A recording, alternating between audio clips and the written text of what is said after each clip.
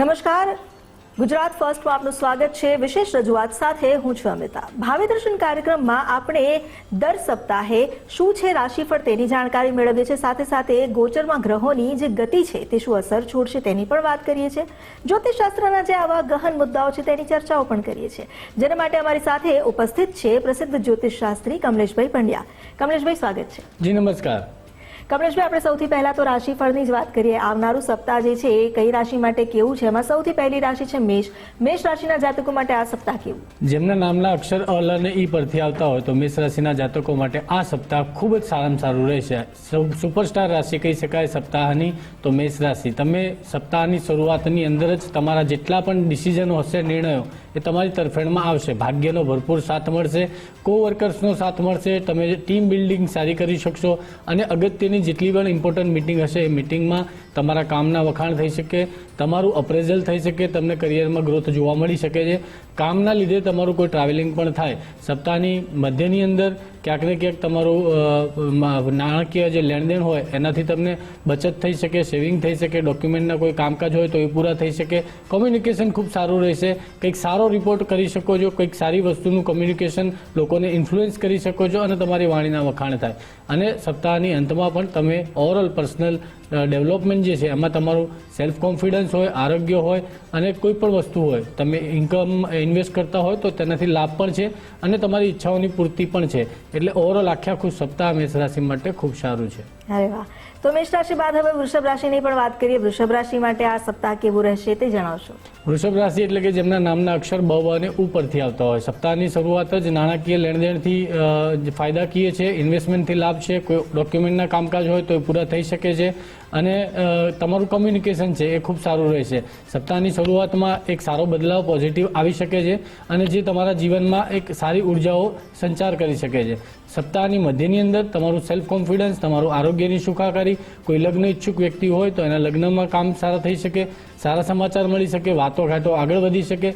બિઝનેસના કોઈ ડિસિઝન્સ તમે આ સમયમાં લો સપ્તાહની મધ્યમાં એ પણ તમારા સકારાત્મક થઈ શકે. તમારો બિઝનેસ ચાલતો હોય, ધંધો વેપાર હોય તો આવકમાં વૃદ્ધિ જણાય, નવી ઇન્કમના સોર્સિસ દેખાય, નવી ઓપોર્ચ્યુનિટીઝ મળે, નવા લોકો સાથે મુલાકાત થાય. સપ્તાહના અંતમાં ક્યાંક થોડી માનસિક ચિંતા અને આકસ્મિક ખર્ચ દેખાય. બિલકુલ. વૃષભ રાશિ બાદ હવે આપણે આગળ વાત કરીએ મિથુન રાશિની. તો મિથુન રાશિના જાતકો માટે પણ આવનારું સપ્તાહ કેવું, શું માર્ગદર્શન? મિથુન રાશિ એટલે જેમના નામના અક્ષર ક છે અને ઘ પરથી આવતા. મિથુન રાશિ સપ્તાહની બીજી સુપરસ્ટાર રાશિ કહી શકાય કે સપ્તાહની શરૂઆતમાં જ તમારા દરેક ડિસિઝનો છે એ સફળ થઈ શકે છે. ક્યાંક ને ક્યાંક તમને ઇન્વેસ્ટમેન્ટથી લાભ થશે, નવા લોકો સાથે મુલાકાત થશે, નવા ફ્રેન્ડ સર્કલથી તમને સપોર્ટ થઈ શકે, ગાઈડન્સ, માર્ગદર્શન મળી રહે, રસ્તાઓ નીકળી જાય, કોઈ કામ અટકાયેલું હોય તો એ પણ નીકળી જાય. સપ્તાહની મધ્યમાં ક્યાંક ને ક્યાંક થોડા આકસ્મિક ખર્ચા થઈ શકે, પરંતુ ક્યાંક તમારા કોઈ કામ અટકાયેલા હોય એમાં નીકળી શકો છો. ક્યાંક તમે કોઈ કોમ્પિટિટિવ એક્ઝામ્સમાં એપિયર કરતા હોય તો એમાં તમને સફળતા મળી શકે છે. ઓવરઓલ જે બી તમારી ચેલેન્જીસ છે, ચેલેન્જીસમાંથી બહાર નીકળવાનો સપ્તાહનો મધ્યનો સમય અને સપ્તાહની અંતમાં પણ જે કંઈ પણ ઇન્વેસ્ટ કરશો તેમાં લાભ થશે. કોઈ વ્યક્તિ વિદ્યાર્થી વર્ગ હોય તો એમને સ્ટડીમાં સફળતા મળી શકે છે, સ્પોર્ટ્સમાં કોઈ વ્યક્તિ હોય તો એમને સફળતા મળી શકે છે. મિથુન રાશિ માટે પણ આપણે જાણી લીધું. હવે વાત કરીએ કર્ક રાશિની. તો કર્ક રાશિના જાતકો માટે શું માર્ગદર્શન છે? શું તેમને કોઈ પડકાર કે ભાગ્ય સાથ આપશે? કર્ક રાશિના જાતકો એટલે જેમના નામના અક્ષર ડ અને હ પરથી આવતા હોય. સપ્તાહની શરૂઆત જે છે એ માનસિક ચિંતાઓમાં વધારો અને આર્થિક સુખાકારી માટે સારી નથી. એટલે ક્યાંક ને ક્યાંક તમે કોઈ બહારની વસ્તુ ખાવાના ટેવાયેલ હોય તો બહારનું ખાતા પહેલાં ખાસ ધ્યાન રાખજો, જેથી કરીને તમારી આરોગ્યની સુખાકારી સારી રહે. આરોગ્ય ઉપર જેટલું ધ્યાન આપશો એટલું તમારા માટે સારું રહેશે. સપ્તાહની શરૂઆતમાં અને સપ્તાહની મધ્યમાં તમે કોઈ પણ ઇન્વેસ્ટ કરી શકો છો, એ સારો સમય બનશે. તમારી ઈચ્છા પૂર્તિ થઈ શકે, ક્યાંક નવા મિત્રો સાથે તમારો મેલાપ થાય, ક્યાંક તમે કોઈ ચાહીતી વ્યક્તિ સાથે સમય પસાર કરી શકો છો, તમારી રિલેશનશિપ મધુર બને અને ક્યાંક તમને લાભ થશે. જે કંઈ પણ કામ હશે એ કામનો લાભ તમને આ સપ્તાહની મધ્યમાં જોવા મળી જશે. અને સપ્તાહની અંતમાં જો કોઈ વ્યક્તિ નોકરી ઈચ્છુક હોય તો તેમની નોકરીના પ્રસંગ બની શકે છે, તેમાં સફળતા મળી શકે છે. ઘરમાં સુખ શાંતિ, સમૃદ્ધિ અને ડોમેસ્ટિક જે પીસ છે એ તમારી સચવાઈ જશે. બિલકુલ. આપણે કર્ક રાશિની જે વાત કરી, હવે આગળ રાશિફળ જાણીશું, પરંતુ તે પહેલા એક દર્શક મિત્ર છે જેમણે સવાલ પૂછ્યો છે, તેમના સવાલની પણ જવાબ મેળવી લઈએ. હર્ષિતભાઈ છે જેમની જન્મ તારીખ છે 11/9/2004, જન્મ સમય છે સાંજનો 5:10. અમદાવાદ જન્મસ્થળ છે. તેમનો સવાલ એ છે કે અરેન્જ મેરેજ થશે કે લવ મેરેજ, અને સાથે એ પણ પૂછ્યું છે કે કાલસર્પ યોગ છે તો ઉપાય શું કરવા? ચોક્કસથી હર્ષિતભાઈની જે કુંડળી છે એ કુંભ લગ્નની જન્મ કુંડળી બને છે અને કર્ક રાશિ છે. હર્ષિતભાઈ, તમારી કુંડળીમાં 7મા સ્થાનમાં સૂર્ય, બુધ અને મંગળની યુતિ છે. ખાસ કરીને જો વાત કરું કે લવ મેરેજ થશે કે અરેન્જ મેરેજ, એક વસ્તુ નક્કી છે કે તમારી લાઈફમાં આગળ જે કોઈ મેરિટલના જે તમે પ્રશ્ન છે એમાં 1000%, 100% નહીં, 1000% લવ મેરેજ જ થશે. પરંતુ તમારે આમાં થોડો સમય આપવો પડશે. જેટલી તમે આમાં પેશન્સ રાખશો, જેટલી રાહ જોશો, એટલી જ તમારી સફળતા રહેશે. લવ મેરેજના બહુ સટીક સૂત્રો હોય છે અને એ સટીક સૂત્રોમાં જ્યારે કુંડળીના પંચમ ભાવ અને સપ્તમ ભાવ આ બેના માલિક સ્વામી જ્યારે એક સાથે કન્જક્શન કરે છે, એક સાથે બેસે છે, એક જ ઘરમાં બેસે છે અને તેની ઉપર શુભ ગ્રહની દ્રષ્ટિઓ હોય છે, લગ્નેશની દ્રષ્ટિ હોય, તો ચોક્કસથી એક ડેસ્ટિની બની જાય છે કે તમારા જીવનમાં લવ મેરેજ થાય. તો લવ મેરેજના ખૂબ સારા યોગ છે, એટલે લવ મેરેજ થશે. અને બીજા નંબરે કાલસર્પ. તો કાલસર્પ જે છે એ કાલસર્પમાં તમારી જે જન્મ કુંડળી છે એ જન્મ કુંડળીમાં વાસુકી કાળસર્પ યોગ છે. તમારા 3જા સ્થાનમાં રાહુ અને 9મા સ્થાનમાં કેતુ છે. તો આ કાળસર્પ યોગ ક્યાંક ને ક્યાંક તમારા માટે એક પોઝિટિવ રિઝલ્ટ પણ દેખાડી રહ્યો છે. આ એક યોગ છે. તો આના નેગેટિવ રિઝલ્ટ તો જેમ કે 3જા સ્થાનમાં હોય તો ભાઈઓ બહેનો સાથેના સંબંધોમાં તકલીફો, પડકારો જોવા મળી શકે. વ્યક્તિના ડિસિઝન્સ ખોટા પડી શકે, જેના કારણે ભારે નુકસાન પહોંચે. ભાગ્ય તમારું વિલંબથી કામ કરે. આ એના નેગેટિવ સ્ટેટ્સ છે. પરંતુ એના પોઝિટિવ સ્ટેટ્સની જો વાત કરીએ તો વાસુકી કાળસર્પ ખૂબ સારો હોય છે, જે સફળતા અપાવે છે. કારકિર્દીમાં, વેપાર ધંધામાં ખૂબ મોટી સફળતા આપી દે છે. આ વ્યક્તિનું એક મોટું નામ બનાવી દે છે. કાળસર્પ યોગના નેગેટિવ રિઝલ્ટના જો તમને ઉપાય કહું તો તમારે ગુરુવારના ઉપવાસ કરવાના અને જેટલું બને એટલી શિવની ભક્તિ કરશો. આમ પણ શ્રાવણ માસ આવી રહ્યો છે તો તમે શ્રાવણના 16 સોમવારનું વ્રત પણ કરી શકો છો, 4 સોમવાર જે છે એનું વ્રત પણ કરી શકો છો. અને તમારી જીવનમાં જેટલું તમે શિવલિંગ પર અભિષેક કરશો એટલો જ તમારો કાળસર્પ યોગ સારો રહેશે. અહીં કમલેશભાઈ, મને એક સવાલ થઈ રહ્યો છે. આપે વાસુકી કાલસર્પ યોગ કહ્યું એટલે કે કાલસર્પ યોગમાં પણ પ્રકાર હોય તેવું લાગે છે. જો કે આપે તો સફળતાના પણ કેટલાક એ આપ્યા. અહીં સવાલ એ છે કે કાલસર્પ યોગ જ્યારે વાત આવે, આ શબ્દ જ લોકોને ડરાવવા માટે પૂરતો છે, તો આખરે કાલસર્પ યોગ છે શું? જો આ શબ્દ ડરાવવા માટે પણ છે અને એકચ્યુઅલી એમાંથી તમે જોશો તો તમને એક સારી પોઝિટિવિટી પણ જોવા મળશે. શું છે? તો ડરાવનારા 2 શબ્દ છે, કાળ, સર્પ. કાળથી પણ લોકો ડરે, સર્પથી પણ લોકો ડરે. પણ જો પાછળ તમે યોગ ઉપર ધ્યાન કેન્દ્રિત કરશો તો ચોક્કસથી એ યોગ તમને પોઝિટિવિટી આપશે. કેમ કે એ યોગ છે. અને યોગમાં હું હંમેશા કહેતો હોઉં છું કે યોગ યોગનું કામ કરે છે. તો કાળસર્પ યોગના અલગ અલગ પ્રકારો છે. પહેલાં તો આપણે સમજીએ કે કાળસર્પ બને છે કઈ રીતે. તો આપણી જન્મ કુંડળીમાં જનરલી 12 ખાના હોય છે. એમાં રાહુ અને કેતુ એ હંમેશા અપોઝિટ ડિરેક્શનમાં જ હોય છે. રાહુ હેડ છે, કેતુ ટેલ છે. તો જ્યારે કોઈ પણ ફર્સ્ટ હાઉસમાં રાહુ હોય અને 7મા સ્થાનમાં કેતુ હોય અને આના રાઈટ અને લેફ્ટ સાઈડ દરેકે દરેક જે બાકીના ગ્રહો બાકી રહે છે એ જ્યારે એક જ બાજુ આવી જાય રાહુ અને કેતુની એક્સિસમાં, ત્યારે કાળસર્પ યોગનું નિર્માણ થતું હોય છે. હવે જેમ કુંડળીના 12 ખાના છે એમ રાહુ અને કેતુની પોઝિશનથી 12 પ્રકારના અલગ અલગ કાળસર્પ યોગ બનતા હોય છે. જનરલી જ્યારે 3જા સ્થાનમાં રાહુ હોય તો એ વાસુકી કાળસર્પ યોગ એને ખૂબ સારો ગણવામાં આવેલો છે. બીજા નંબરે 6થા સ્થાનમાં જ્યારે રાહુ અને 12મા સ્થાનમાં કેતુ હોય તો આ એક પ્રબળ શત્રુ અંતા યોગ પણ બનાવે છે અને આને મહાપદ્મ કાળસર્પ યોગ પણ કહેવાય છે. પછી 10મા સ્થાનમાં જ્યારે રાહુ બેઠેલો હોય તો રાહુ 10મે દુનિયા કરે વસમે, એ સૂત્ર તો જ્યોતિષનું કામ કરે જ છે. પરંતુ 10મા સ્થાનનો રાહુ ઘાતક કાળસર્પ યોગ બનાવે છે, જે કારકિર્દી, પ્રતિષ્ઠા, નેમફેમ બનાવી દે છે. અને મહાત્મા ગાંધીને પણ આ કાળસર્પ યોગ હતો અને કેટલાય એવા મહાનુભાવ છે જેમને આ કાળસર્પ યોગથી ઘણી બધી સક્સેસ મળેલી છે. અને એક ચોથો એક કાળસર્પ જે સારો છે જેને વિષધર કાળસર્પ યોગ કહેવાય છે, જેમાં 11મા સ્થાનમાં રાહુ અને 5મા સ્થાનમાં કેતુ હોય છે. બિલકુલ. એટલે કાળસર્પ યોગમાં અગર આપણે વાત કરીએ તો ક્યાંક સફળતા પણ મળી શકે, પોઝિટિવ ટ્રેટ પણ મળી શકે. બધા અશુભ નથી હોતા. બધા અશુભ નથી હોતા. કેટલા શુભ હોય છે અને કેટલાય લોકોના મહાનુભાવ બનાવી દે એવા પણ કાળસર્પ યોગ હોય છે. ઘણા બધા લોકો, ઘણા બધા સારા સેલિબ્રિટીઝ, નેતા, જેમ કે મહાત્મા ગાંધીને કાળસર્પ યોગ, સચિન તેંડુલકરને કાળસર્પ યોગ, લતા મંગેશકરને કાળસર્પ યોગ અને એવા કેટલાય મહાનુભાવો અને સેલિબ્રિટીઝ આપણને જોવા મળે છે જેમની કુંડળીમાં કાળસર્પ હોવા છતાં પણ એ લોકોને આજે પણ દુનિયામાં મોટું નામ કરેલું છે અને આજે પણ દુનિયા યાદ કરે છે. બિલકુલ. તો કાળસર્પ યોગ વિશે તો આ જાણકારી ખરેખર સટીક છે. એટલે જે લોકો મિથ્યા જ્ઞાનથી લોકોને ભરમાવી રહ્યા છે તેનો માટે આ એક સારું અને સાચું માર્ગદર્શન છે. આપણે આગળ વધીએ અને હવે ફરી એકવાર રાશિની વાત કરીએ તો સિંહ રાશિની વાત કરવામાં આવે. સિંહ રાશિના જાતકો માટે શું છે ફળકથન? સિંહ રાશિના જાતકો જેમના નામના અક્ષર મ અને ટ પરથી આવતા હોય, સપ્તાહની શરૂઆત જે છે એમાં ક્યાંક ને ક્યાંક ઈચ્છા પૂર્તિ થાય, લાભ થાય, ઇન્વેસ્ટમેન્ટથી લાભ થાય, સ્પોર્ટ્સમાં કોઈ વ્યક્તિઓ પ્રદર્શન સારું રહેશે, કંઈક તમારી ક્રિએટિવિટી, કંઈક તમારી સર્જનાત્મક શક્તિ, તમારા હાથે કંઈક નવું સર્જન થશે. ક્રિએટિવિટી અને ઇન્ટેલિજન્સ ખૂબ સારી ચાલશે, ડિસિઝનો સારા લઈ શકશો. સપ્તાહની મધ્યમાં તમારા ક્યાંક ને ક્યાંક થોડી તમારી ઈચ્છાઓ પ્રમાણે કાર્ય ન થાય, તમારી યોજનાઓ પ્રમાણે કામ ના થાય, યોજના આગળ એક્ઝિક્યુટ ન થાય, એમાં ક્યાંક ને ક્યાંક ઓબ્સ્ટેકલ અને ચેલેન્જીસ જોવા મળી શકે. પણ સપ્તાહની અંતની અંદર ક્યાંક ને ક્યાંક ઓવરઓલ તમે જાહેર જીવનમાં પ્રગતિ દેખાશે અને તમારા કામના વખાણ થશે. બિલકુલ. કન્યા રાશિની વાત કરીએ તો કન્યા રાશિના જાતકો માટે શું માર્ગદર્શન? કન્યા રાશિના જાતકો એટલે જેમના નામના અક્ષર પઠ અને અણ પરથી આવતા હોય, તો સપ્તાહની શરૂઆતમાં જ કારકિર્દીમાં ક્યાંક ઓપોર્ચ્યુનિટીઝ શોધી રહ્યા હોય તો ઓપોર્ચ્યુનિટીઝ તમારો દરવાજો ખટખટાવશે અને તમને સફળતા જોવા મળશે. ક્યાંક નોકરી માટે એપ્લાય કરેલી હોય જોવા મળી જશે, નોકરીમાં તમને સફળતા મળી શકે. જે કંઈ પણ તમારી નેમ, ફેમ, પાવર, પોઝિશન એ વધશે એવું સપ્તાહનું શરૂઆત છે. સપ્તાહના મધ્યમાં ક્યાંક ને ક્યાંક તમને ભાગ્ય સપોર્ટ કરશે, કામથી તમારું ટ્રાવેલિંગ થાય, તમારા કોવર્કર્સથી ફાયદો થાય, ભાઈઓ બહેનો સાથેના સંબંધો સુમધુર રહે, પિતા તરફથી તમને સપોર્ટ સહકાર મળે, કોઈ વિવાદિત પ્રોપર્ટી, કોઈ વિવાદનો કેસ ચાલતો હોય, કોઈ મેટર હોય તો એની તારીખ હોય તો એમાં તમને સફળતા જોવા મળશે. અને સપ્તાહના અંતમાં પણ તમને ઓવરઓલ જે લાઈફ છે, ઓવરઓલ પર્સનાલિટીમાં વધારો થશે અને જાહેર જીવનથી સફળતા જોવા મળશે. બિલકુલ. હવે જો આપણે તુલા રાશિની વાત કરીએ તો તુલા રાશિના જાતકો માટે તુલા રાશિ એટલે કે જેમના નામના અક્ષર ર અને ત પરથી આવતા હોય, સપ્તાહની શરૂઆત જે છે એ તમારી ટ્રાન્સફોર્મેશનથી શરૂઆત થઈ રહી છે. એટલે ક્યાંક ને ક્યાંક પોઝિટિવ અને નેગેટિવ ટ્રાન્સફોર્મેશન તમારી સાથે જોડાયેલા છે. કોઈ પણ ઓલ ઓફ સડન કોઈ પ્રકારના તમારે પ્લાનિંગ કરવાના જરૂર નથી અને નિર્ણયો લેવામાં પણ તમારે ખૂબ શાંતિ રાખવાની છે. જેટલું તમે પેશન્સ રાખશો એટલું સપ્તાહની શરૂઆતનો પીરિયડ છે એ સારો જશે.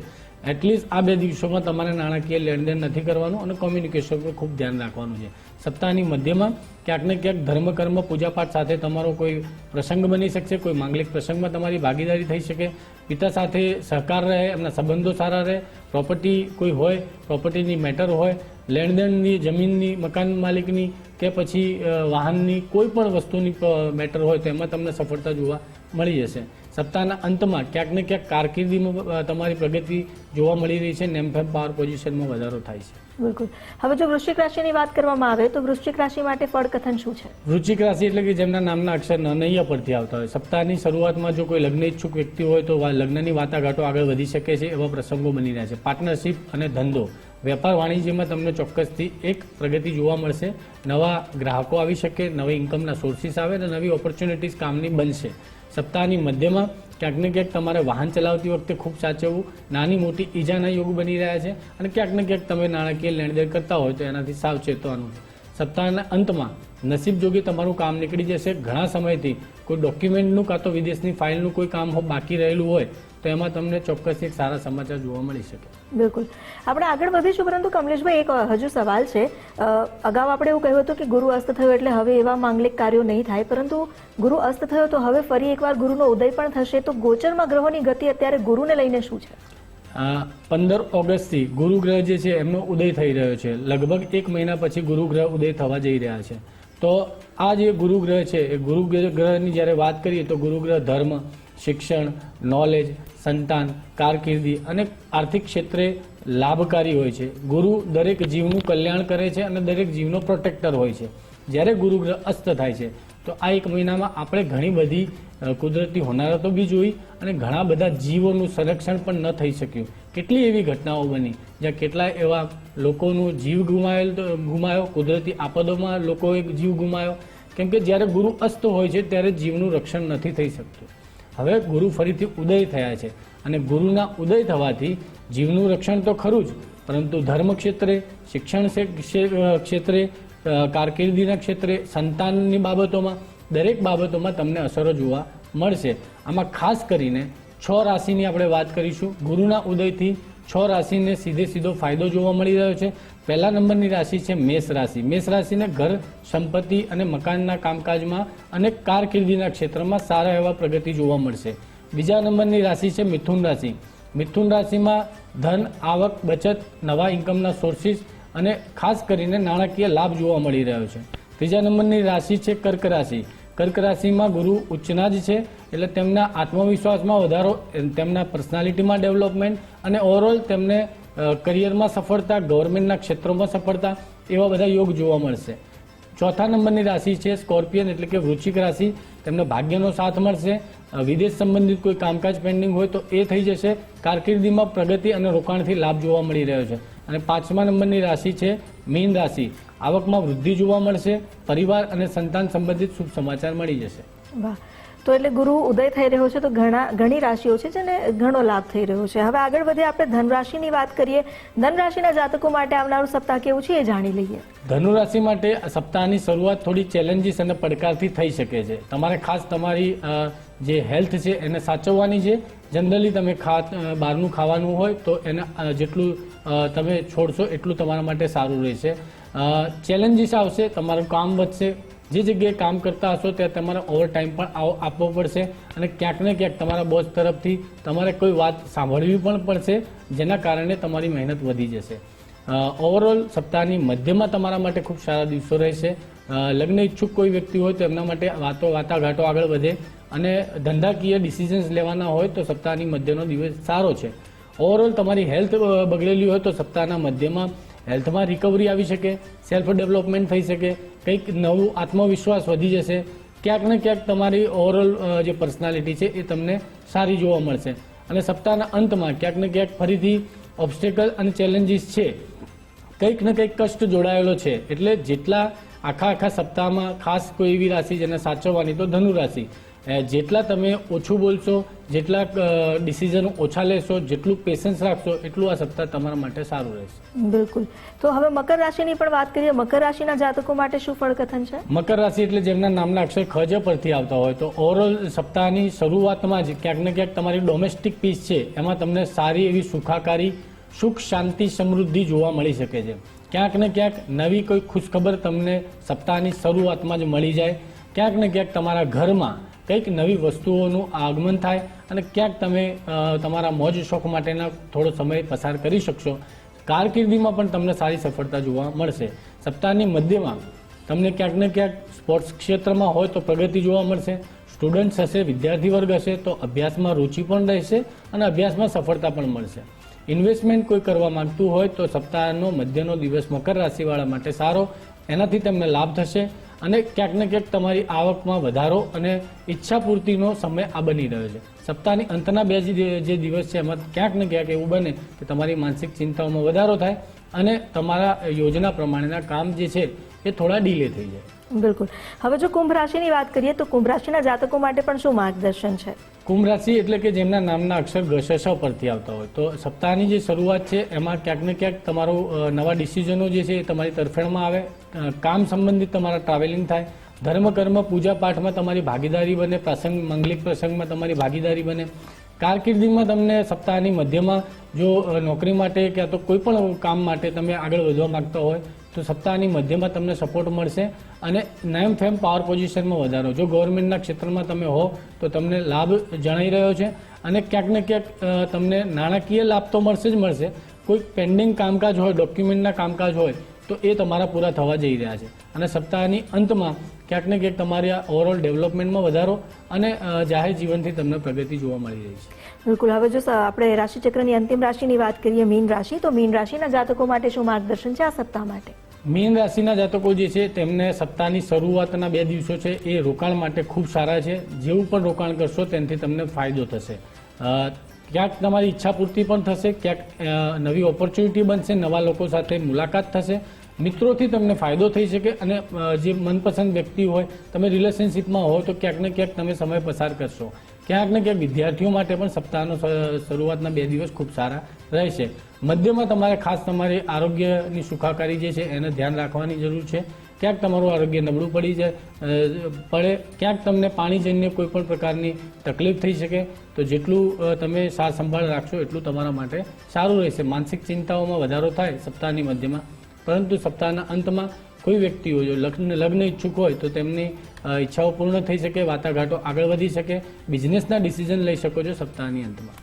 બિલકુલ, આપણે 12 રાશિના જે ફળકથન છે એ તો જાણી લીધા અને આપે એ પણ જણાવ્યું કે હવે જ્યારે ગુરુ ઉદય થઈ રહ્યો છે તો તેની કેવી અસર રહેશે. એ સિવાય પણ એક રાહુ અને મંગળની પણ એવી એક ગતિ છે કે જે કદાચ અસર કરી શકે, તો તેને લઈને શું જાણકારી છે? રાહુ મંગળનો એક નવપંચમ મહાયોગ બની રહ્યો છે. આ નવપંચમ યોગ જે છે એ 2 ઓગસ્ટથી લઈને 15 ઓગસ્ટથી છે. આની પહેલા પણ આપણે જ્યારે વાત કરી હતી તો મંગળે જ્યારે મિથુન રાશિમાં પ્રવેશ કર્યો ત્યારે આપણે વાત કરી હતી. આ જે રાહુ મંગળનો નવપંચમ યોગ બની રહ્યો છે એના કારણે રાહુ જે છે એ ટેકનોલોજી, એઆઈ અને ઓલ ઓફ સડન થતી ઘટનાઓ છે, અને મંગળ જે છે એ ઉર્જા, સૈન્ય, હિંમત અને અગ્નિનું પ્રતિનિધિત્વ કરે છે. આ 2 ગ્રહો નવપંચમ યોગ કેવી રીતે નિર્માણ થયો છે? રાહુ જે છે એ કુંભ રાશિમાં છે અને મંગળ જે છે મિથુન રાશિમાં છે. મિથુન રાશિથી લઈ કુંભ રાશિમાં રાહુથી લઈને મંગળ એ બંને એકબીજાના 1, 5 અને 9ના એક્સિસમાં આવે છે, એટલા માટે આને નવપંચમ મહાયોગ કહેવાય છે. આ યોગથી આપણને ઘણી બધી વૈશ્વિક અસરો જોવા મળી શકે છે, જેમ કે વિશ્વના રાજકારણમાં તમને અચાનક બદલાવ જોવા મળી શકે છે, ઘર્ષણ જોવા મળી શકે છે, ડિફેન્સમાં, એઆઈમાં, સાયબર સિક્યોરિટી અને સ્પેસ ટેકનોલોજીમાં કંઈક મહત્વના સમાચાર મળી શકે છે. શેરબજારમાં ખૂબ તેજી રહી શકે, માર્કેટ ખૂબ વોલેટાઇલ રહી શકે. સોશિયલ મીડિયા અને ડિજિટલ મીડિયા જે છે તેમાં બદલાવ અને ચર્ચાઓ બની શકે છે, અને અકસ્માત, આગ, વિસ્ફોટ જેવી ઘટનાઓ બની શકે. 15 ઓગસ્ટ સુધી, આપણે 2 ઓગસ્ટથી અત્યાર સુધી તો જોયું કે ઘણી બધી ઘટનાઓ એવી બની ગઈ. અને રાહુ જે છે એ એર સ્પેસ બી છે, વિમાન યાત્રાઓ પણ છે. તો રાહુ અને મંગળ જ્યારે મિક્સ થાય છે, જ્યારે આ એક અંગારક યોગનું પણ નિર્માણ કરે છે. અંગારક મીન્સ ફાયર, મંગળ મીન્સ ફાયર. એટલે જેટલી હાલમાં પણ તમે જોયું કે એક વિમાનની દુર્ઘટના બની જેમાં ઘણા બધા લોકો બચી ગયા, દુર્ઘટના થતાં બચી ગઈ. તો 15 ઓગસ્ટ સુધી હજુ પણ આ સમય રહેશે જેમાં ખાસ તકેદારી રાખવાની છે. બિલકુલ. હવે આજે નવપંચમ યોગમાં આપે જે કહ્યું કે ઘણા લોકોએ તકેદારી પણ રાખવી પડશે. અહીં એક સવાલ એ પણ થઈ રહ્યો છે, કારણ કે રાહુ અને મંગળમાં આ નવપંચમ યોગની અસર છે, પણ શું દરેક નવપંચમ યોગમાં આ પ્રકારની અસર હોતી હોય છે કે અલગ અલગ ગ્રહોના પ્રમાણે એની અસર બદલાતી હોય છે? જેવા યોગ, જેમ કે ગુરુ અને ચંદ્ર હોય, ગજકેસરી યોગ બનતો હોય, નવપંચમથી બનતો હોય તો એ ખૂબ સારો યોગ હોય છે. ગુરુ સૂર્યનો નવપંચમ યોગ બનતો હોય છે તો મહાપુરુષ રાજયોગ હોય છે. પરંતુ અમુક ગ્રહ એ ગ્રહણ પણ બનાવતા હોય છે. શનિ રાહુનો નવપંચમ યોગ પણ બની શકે જ્યારે એ લોકો એકબીજાના 1, 5 અને 9 એક્સિસમાં આવતા હોય. પરંતુ જ્યારે રાહુ મંગળ છે તો રાહુ અને મંગળ ફાયરી સાઇન છે, અને રાહુ સાથે મંગળનો અંગારક યોગ બનતો હોય છે. અંગારક યોગથી પણ આપણે સમજી શકીએ કે એક ફાયર છે. તો જ્યારે આવા યોગોનું સર્જન થતું હોય છે ત્યારે આપણને વૈશ્વિક સ્તરે ઘણી બધી કુદરતી ઘટનાઓ, ઘણી બધી આપદાઓ અને ઘણા બધા એવા પ્રસંગો જેમાં આગ લાગવી, વિસ્ફોટ થવો અને ઘણા બધા લોકો પોતાનો જીવ ગુમાવે એવા પ્રસંગો પણ આપણને જોવા મળતા હોય છે. એટલે ખાસ કરીને આગથી ખૂબ સાચવવું, એટલે ખૂબ તકેદારી રાખીને ચાલો. આ 15 ઓગસ્ટ સુધી આ સમય જે છે એ રહેવાનો છે. બિલકુલ. કમલેશભાઈ, આપ અમારી સાથે જોડાયા અને આટલી સરસ માહિતી આપી, આપનો ખૂબ ખૂબ આભાર. રાધે રાધે, જય શ્રી કૃષ્ણ, હર હર મહાદેવ. તો આજે આપણે એ તો જાણી લીધું કે આવનારું સપ્તાહ દરેક રાશિઓના જાતકો માટે કેવું રહેવાનું છે, કોણે શું ધ્યાન રાખવાનું છે એ માર્ગદર્શન મેળવી લીધું છે, અને સાથે સાથે જે યોગ બની રહ્યા છે, ગ્રહોની જે ગતિ છે ગોચરમાં, તેની શું અસર થશે એ પણ જાણ્યું. આશા રાખીએ છીએ કે આ જાણકારી થકી આપને પણ એ માર્ગદર્શન મળ્યું હશે, અને જે સમસ્યા હતી, જે દર્શક મિત્રોએ સવાલ કર્યા છે તેમને પણ સમાધાન મળ્યું હશે. જો આપને પણ એવા કોઈ સવાલ છે કે જેનું સમાધાન આપ જ્યોતિષશાસ્ત્રના થકી માંગો છો તો નીચે આપેલા નંબર પર આપ આપના પ્રશ્ન, આપનો સમસ્યા અમને મોકલી શકો છો. આપનું સમાધાન આપવાનો અમે જરૂરથી પ્રયાસ કરીશું. હાલ મને આપશો રજા. નમસ્કાર.